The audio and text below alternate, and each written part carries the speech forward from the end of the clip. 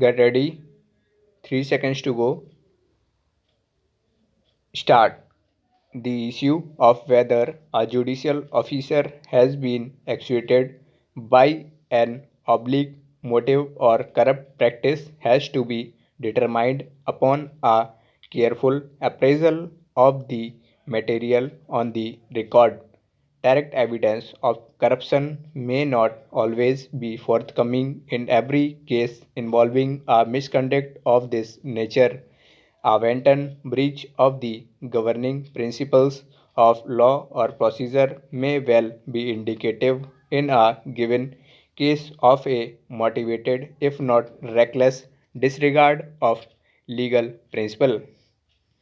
In the absence of a cogent explanation to the contrary, it is for the disciplinary authority to determine whether a pattern has emerged on the basis of which an inference that the judicial officer was actuated by extraneous considerations can be drawn.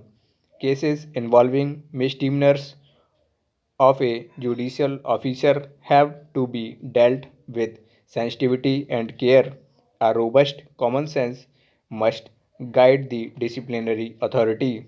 At one end of the spectrum are those cases where direct evidence of a misdemeanor is available.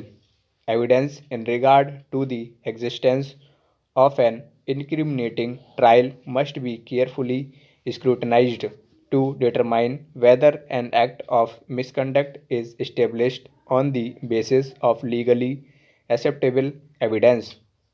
Yet, in other cases, direct evidence of a decision being actuated by a corrupt motive may not be available. The issue which arises in such cases is whether there are circumstances from which an inference that extraneous considerations have actuated a judicial officer can legitimately be drawn.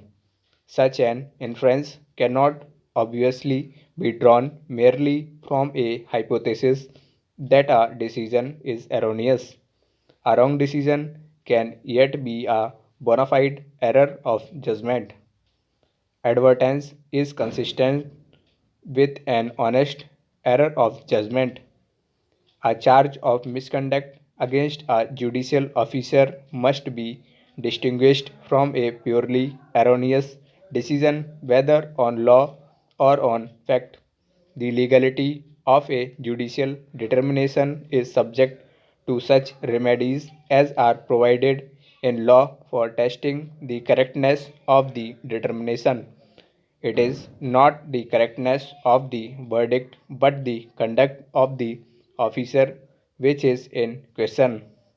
The disciplinary authority has to determine whether there has emerged from the record one or more circumstances that indicate that the decision which forms in the basis of the charge of misconduct was not an honest exercise of judicial power.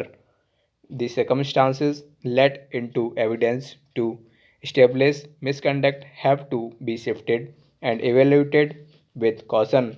The threat of disciplinary proceedings must not demotivate the honest and independent officer.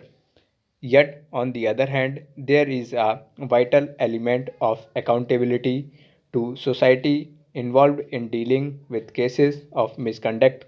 There is, on the one hand, a genuine public interest in protecting fearless and honest officers of the district judiciary from motivated criticisms and attack.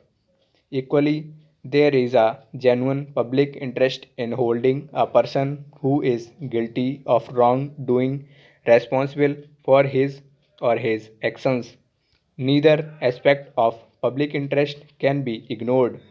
Both are vital to preservation of the integrity of the administration of justice. Full stop.